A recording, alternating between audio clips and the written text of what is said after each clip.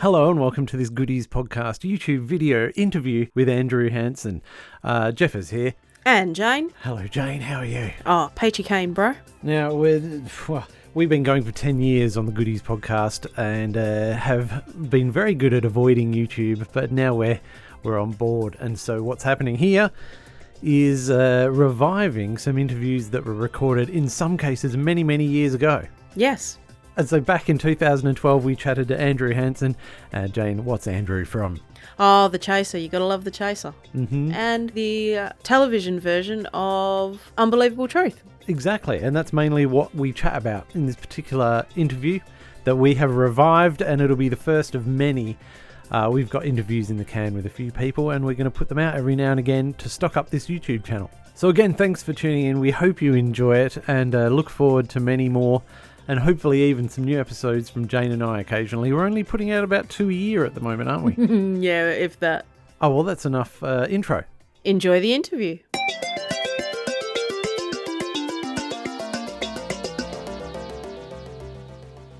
Andrew Hansen, welcome to the Goodies podcast. Thanks so much, Jeff. Thanks for having me. Oh, it's an absolute pleasure. It's kind of weird. I feel a little bit out of place here. You're furthering the goody cause, though. Yeah, that's right. I'm a good evangelist. Yeah. I've been a big fan since probably about the age of 4. I guess. I think I don't really remember when the Goodies first entered my consciousness. I was probably about 4, I think. Yeah, it's ingrained in all of us. Yeah, it's a kind of a part of the DNA of a lot of people, a lot of Australians our age, I think, isn't it? It's sort of like you at school every day where you'd get grilled in those lessons and then you'd come home and get grilled in the Goodies. No, it's very true. It's very true. Before we move on, does the same stand for Doctor Who with you as well? Yeah, it does. Well, because they were shown back to back, I've ended up just being a lifelong fan of almost anything that the ABC showed in that afternoon slot, you know. But I did become a fan of Doctor Who. And I suppose it's interesting. I was thinking this morning, the actual concept of the Goodies is kind of similar to the concept of Doctor Who in one way, in that, you know, because he has a time and space machine, he can literally do anything, anytime. And the Goodies was sort of the same. And it was interesting that I think the Goodies, they even said themselves that they weren't the first to pitch that idea to the BBC, but they were the first to get commissioned. And that sort of makes me think, it's a pity that, you know, I reckon the Goodies could still be running 49 years, or, you know, however many years later. Well, Doctor Who's 49 years on now and still going because it's such a limitless concept. And the great thing about the Goodies is it was a completely limitless concept as well. Because I actually asked Graham if he'd ever thought of doing some audio Goodies, because, you know, Doctor Who makes these audio stories nowadays. There's a company called Big Finish in the UK, and actually Tim and Graham and Bill have all acted in some of those. And I asked Graham whether he'd ever considered making some new episodes of the Goodies with Big Finish, you know, because they may not be able to do it on TV because they're probably too ancient to do all the physical stuff, the visual stuff. And he said yes, he had thought about it. It's been reached, you know, I think the level of vague consideration has been reached, but no further. No, at least we've had them on Doctor Who, as you say. He was the meddling monk, Graham, wasn't he? Yeah, actually, I know. I've just finally been catching up with that series only recently. Yeah, he gives a lovely performance, Graham. He's the perfect casting for it, really. Oh, yeah, and they could do worse than casting him for it on television if they ever bring the monk back. Well, no, that's true. That's right. Yeah, I'd love to see him do the TV show. Because Graham, he's so funny. Funny physical presence, Graham, as well as that fabulous voice. Well, especially these days, yeah. It's true. Yeah, yeah. Well, he's changed a little bit physically, hasn't he? But I think, you know, in terms of him as a comedian, he's as good as he ever was, or even better, perhaps. Yeah, he's incredibly quick-witted, isn't he? He's razor sharp, you know. It's amazing because I think a lot of people probably have grandparents who are Graham's age, you know, and some of them are probably not razor sharp. But Graham is, you know, he's up to the minute with absolutely everything. You know? And there he is, turning up to the office with his with the latest model of an iPad and all these incredibly shrewd and quick observations and gags. That, is quite remarkable to behold. Firstly, we have to say it is brilliant to have The Unbelievable Truth on TV, and we're very glad it's in your hands. Oh, thank you. Thanks. I didn't. I'm not sure whether we can be trusted or not. I even myself, I was thinking, oh my God, can I be trusted with this? I'm not sure. I hope so. But it was too good an offer to say no to, really. So I thought, well, if I stuff it up, what's the worst that can happen? My childhood comedy hero will end up hating. That's the worst that can, which is actually quite bad. But I thought, oh my goodness, it's worth the risk. Well, you're right. And, congratulations on pronouncing the name of the New Zealand town, by the way. Thank you. I don't know if it's correct. I actually didn't run it past any New Zealanders because we were so rushed for time. The Unbelievable Truth was really difficult to make, actually. It was a hell of a job, and hopefully it doesn't look that way. Like, I think it actually looks easier, I think, when you watch it. Which is the idea, I think the harder you work on something, the easier it looks, ideally. But yeah, it was a much harder show to make than I thought it would be, with all that research and all those facts that you had to kind of combine so many jokes with so many facts. So I didn't have a huge amount of time to memorise the name of that New Zealand town. So if there are any Kiwi listeners, apologies if I got that wrong. Well, are there any plans to try and sell it overseas? Is it going to New Zealand? Oh, that actually, I don't know. I mean, I think we're kind of at that stage at the moment where every week that it's not axed, I just think of a huge triumph. Because it's a comedy show on a commercial network in Australia, and they don't have a very good track record of survival, which we knew from the outset. That's why I was keen to put that dangling axe in the very first episode of The Unbelievable Truth, was to just be upfront about this idea that, oh my goodness, we accept that we are underneath a sort of Damocles style dangling axe that the network may bring crashing down, and they haven't yet, but who knows? If you're listening to this interview in a few weeks' time, it may be axed by then, but hopefully not, because I think it's a funny show and an interesting show, and the other thing is that comedy shows can only get better with time, really. A lot of comedy shows are just finding their feet in the first series, and then you hope that you may get funding for a second series. Well, you're quite right. And the format, it's unusual in that all we said amongst ourselves before, when you have to stand up to deliver a lecture, because a lot of panel shows, people, they can be comfortable and behind their desk. You don't have to worry about what you're doing with your hands. You don't have to worry about whether you're fidgeting or not. You don't have what's on the screen behind you, all these sorts of things. So, you can't just get people off TV and radio and put them up there. It takes a lot of hard work.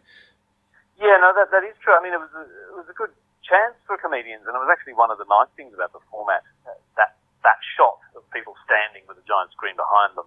It was something we put a lot of thought into, because, of course, the radio show didn't have that. And we wondered, but what does it actually look like? What do these talks look like, or lectures, as they call them in Britain?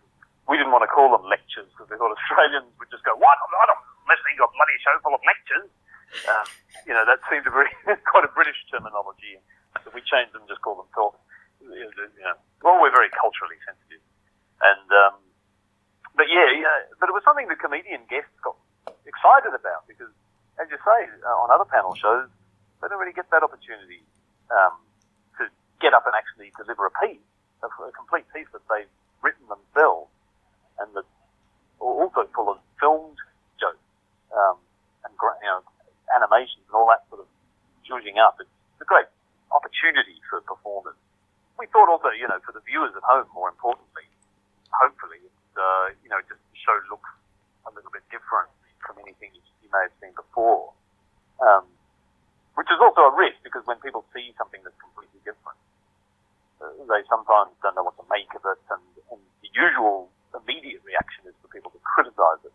I don't know about this. But hopefully, if they give it a chance, give it a few weeks, they'll start to enjoy it. And I think it has got very positive feedback. feedback so far. At least, a few people have sent me very nice tweets about it, been very kind about the show.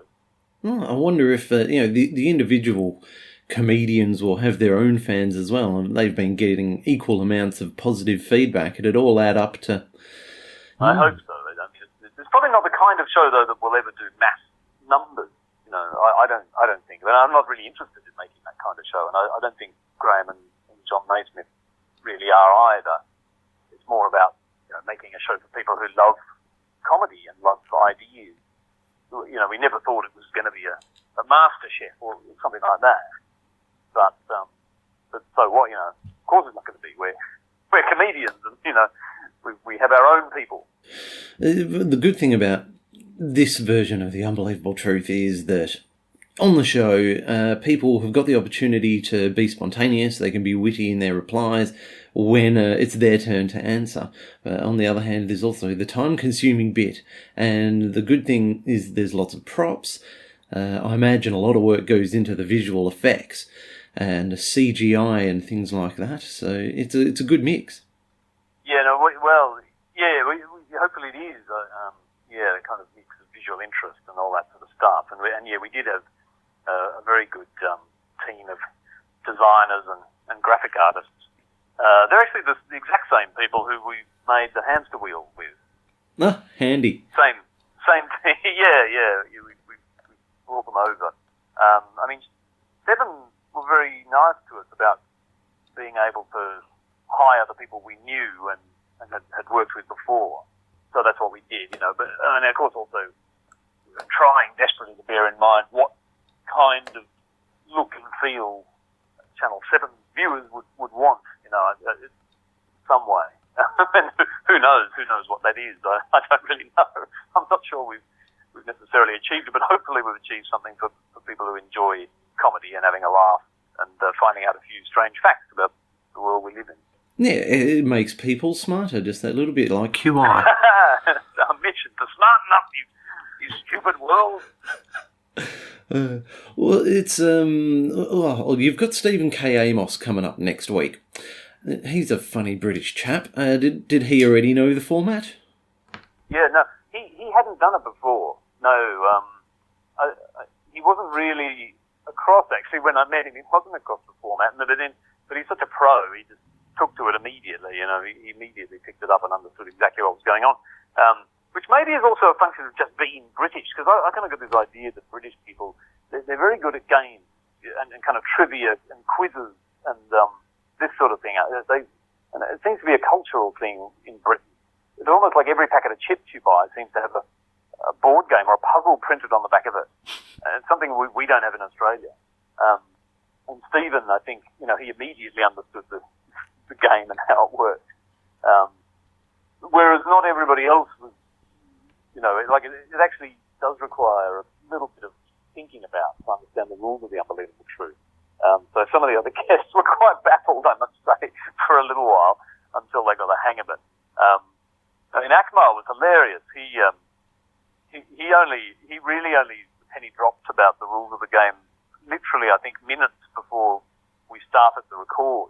Akmal had kind of written his entire piece without understanding the rules, which was funny in itself. You can actually get a lot of comedy out of it, and he does with laughs out of disrespect for the game.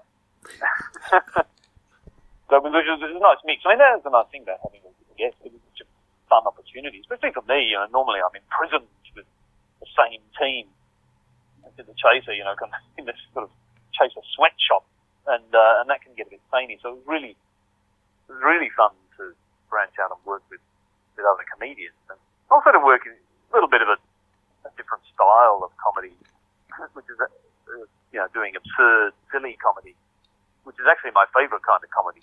Not, we do a little bit of that stuff in the Chaser, but we're not really known for that. But it is what I enjoy doing, and it's one of the things I love about the Goodies too. Well, of course. Just the bits, for example, and I don't know why I keep thinking of all the nude bits, but where you jump off the cliff, and also where you burn your ghoulies with an iron. Yeah, that's true. You have to think hard to remember the non-nude bits of the truth, I think. But yeah, nude, I do. Yeah, gosh, actually, yeah. People do ask why have I always got my clothes off? And that's not something I do on purpose. I don't think that I always have my clothes off, but I suppose every time you do that, it sort of makes an impression. Something people kind of remember. Now, was that you dressed as a Viking wiping your ass with a page of TV Week? Yes, it was. I mean, I got to play the Viking, in Shane's piece, and I also got to eat a magic mushroom and do an insane run up a hillside as a Viking, which was fun. I mean, that was part of the fun of making the show, and something we were keen to do. You kind of have to do for TV. On the radio, obviously, they can't do this. So they actually film little mini sketches and show them on the screen. One thing we had to do with the show was give it some visual interest. So, yes, the Viking was fun. I actually wanted Shane to play the Viking. Usually we tried to encourage the guests to perform in their own bit. So he was just too busy at the time.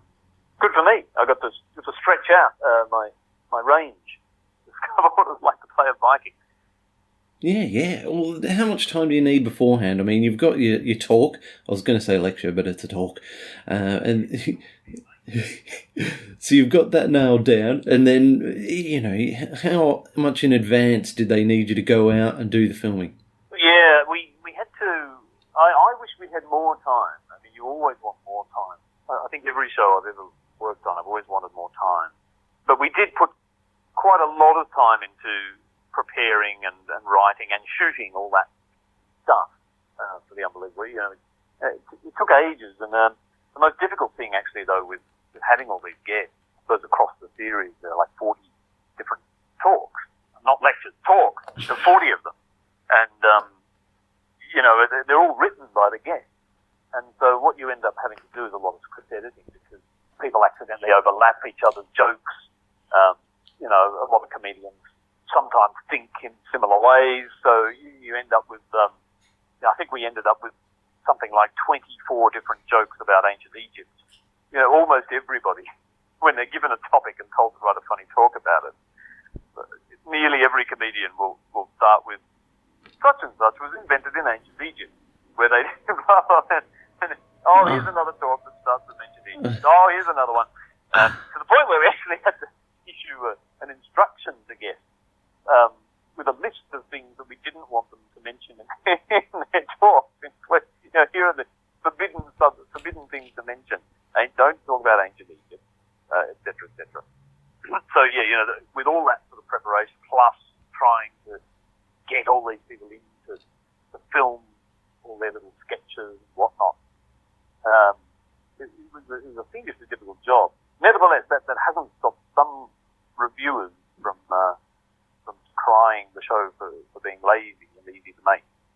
I think when you've listened to the radio show a lot, as we have, and there'll be a very small number of us in Australia, it gives you an opportunity to feel a bit brainier, because we've already spotted a few facts that have been in the radio version. We borrowed some of the British research as well to make it a little bit easier. What we tried not to do was borrow any of their jokes. We sort of thought, we can copy facts, because that's not really plagiarising. But I think all the jokes in the Australian show are new and original.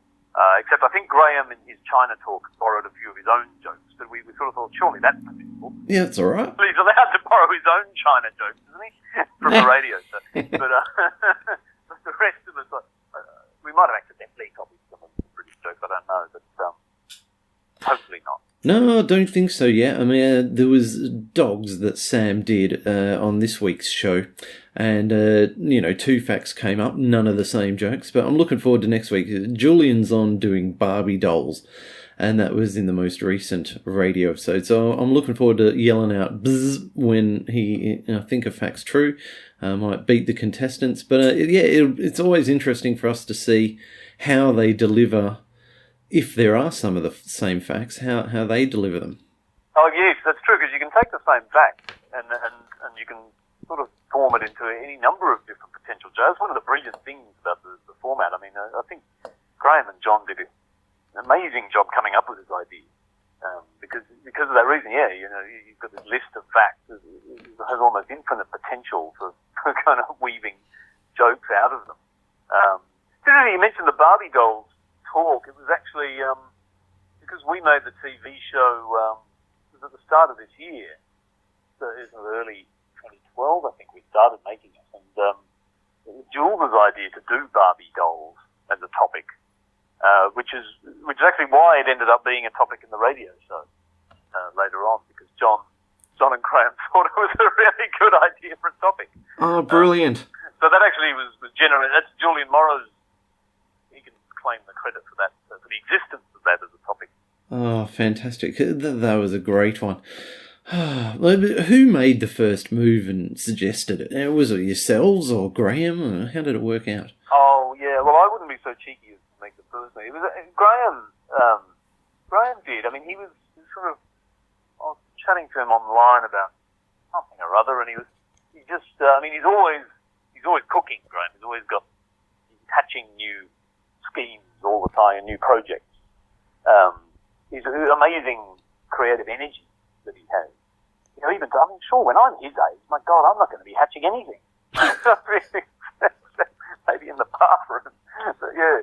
But he suggested, he said, well, we've got this radio show, and I think it's a kind of format that might fly in other countries. Unbelievable truth. And he asked me if I thought that maybe it might work as a radio show in Australia. And I said, well, to be honest, Australia doesn't have a culture of radio comedy because we don't. You know, none of our radio stations make that kind of comedy, and they don't. They're very unwilling to fund it. I discovered when I made a sort of narrative radio comedy a couple of years ago called Blow Parade, which was on Triple J, and it was very difficult to convince Australian radio executives to make an actual written and produced comedy show on the radio, because that thing just sadly doesn't exist in Australia. I think Radio National, until recently, did a few of them here and there, but not many. So I said, I don't think we could do it as a radio show here, but you might be able to do it as a TV show. I wondered if it could be adapted onto TV. And Graham thought yes. He said, well, we've also thought of trying to make a TV show in the UK, although that probably won't happen because there are so many TV panel shows in the UK.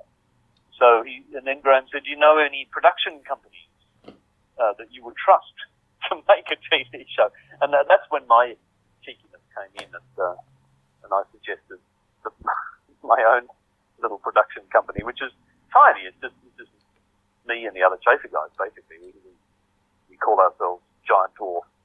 The name of it's really just a piece of paper that says we're a production company. You know? We're hardly Lucasfilm or the BBC or something.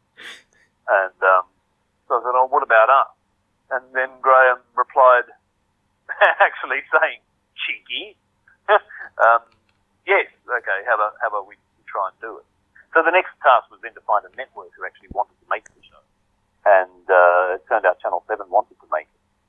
A few of the others turned down for various reasons. And which were mostly not to do with them not liking the idea of the show. So mostly, networks are funny. They're often just because they don't have a window for that kind of show at the moment, or they already have a panel show or something like that. 7, of course, they don't have much original comedy, and they don't have a panel show. So they took us on board, which was lovely. Well, it's good they're not putting you up against another panel show, talking about My Generation or something like that. Yeah, no, well, I gather that's finished now too, so I don't know how many panel shows we've got, we've got on at the moment, but yeah, no, they've found, and the other nice thing about it is being on at 9:30, or actually it seems to have gone out at 9:45 the last couple of weeks. I quite like it being on a bit later like that, because as I was saying, it is the first series, and it's nice to have a slightly off-Broadway time slot there. There's not massive pressure to get huge ratings, or else you'll get axed. I don't know, they might axe us anyway. Who knows? But we've survived. We've survived, 4 episodes so far? So here's hoping to remain. How many episodes are in the run? Well, I don't know if I should tell you, because then if it get that stuff before it's finished, we can just say, oh no, that was however many we made. Yeah. Well, no, look, I can't tell you. Yeah, no, we made 10, and I'm not sure whether Seven is actually going to split them up anyway and show some now and maybe some next year. I actually don't really know what the plans are. They're a bit unclear, but. oh, so you haven't done a Christmas episode? Well, that actually be another thing that we don't have much of in Australia, which is a pity. I wish we had a tradition of Christmas specials. You know, I'd love to do a Christmas special of something one day. That would be fun. But I think as Australians, we don't stay inside on Christmas Day. They have them in Britain because it's freezing, and everyone huddles around the warm glow of EastEnders Christmas special or whatever it is. Which, God, I saw the EastEnders Christmas special a few years ago. It was the most depressing thing I'd ever seen. Heart-wrenching episode. But anyway, that's beside the point. But it would be nice to see a Christmas. The Goodies did a sort of a Christmassy thing, didn't they? With the Snow White. So. Well, yeah, no, there was that one, yeah, the Panto one from Series 9. The Panto one, the Panto one. It's Euthanasia, when the world was being blown up at midnight. Oh, was that for Christmas, really? That was a Christmassy one, yeah. They sang carols and plucked the turkey. Oh, yeah, they did too. That's one of my favourite gags, the tiny turkey. Yeah. I never realised it was for Christmas, because I suppose here we never got them at Christmas. We got them probably because it was like 5:30 in the afternoon on the 7th of July or something was probably when I saw that. Yeah. Now, how are we going for time, Andrew? And now actually I should get back to this wretched hamster. I'm a slave of the hamster wheel for a couple more weeks. I could talk goodies all day, but I should get going, or I'll be in terrible trouble. All right, cool. I've got a very easy, quick one for you. It's a bit one-sided. It does trap you, but that's all right. I just want to confirm a rumour. Now, Alan Davis, in his podcast, of course, Jonathan Creek, and a famous British comedian, he did say that Graham Garden is the nicest man in the world. So I'm just wondering, is the rumour true? No, well, they say you should never meet your heroes, and how right they are. He's horrible. He's a tyrant of a man. No, not really. No, you probably is among the nicest guys in the world. I mean, well, I've also met Tim, and Tim, I think, probably also vies for the title of the nicest man in the world. The thing about, they both have this that kind of British niceness that some British people have, which is almost the nicest that you could ever. I think there are some Japanese people maybe and some Americans who could compete on niceness level with that kind of British niceness. But yeah, but they are really lovely, which is amazing actually for comedians. A lot of comedians are quite prickly and difficult. All sorts of issues. Tim and Graham are very sweet. Oh, brilliant. No, it's good to hear. We like confirmation of that sort of stuff. No. Yeah, rest assured. Or at least for now, on air. I'll tell you what they're really like after. Oh, good. Here on air. Very lovely. Well, we're really enjoying the show, and of course we've got our fingers crossed for a second series. Oh, thank you. You never know. I think that depends on the availability of everyone, really. It depends partly on what Seven thinks and partly on whether Graham and us are free and available. So, who knows? Thank you very much for joining us, Andrew. Lovely to talk to you, Jess. Yeah, all the best. Likewise. All the best, and here's to many more Goodies podcasts.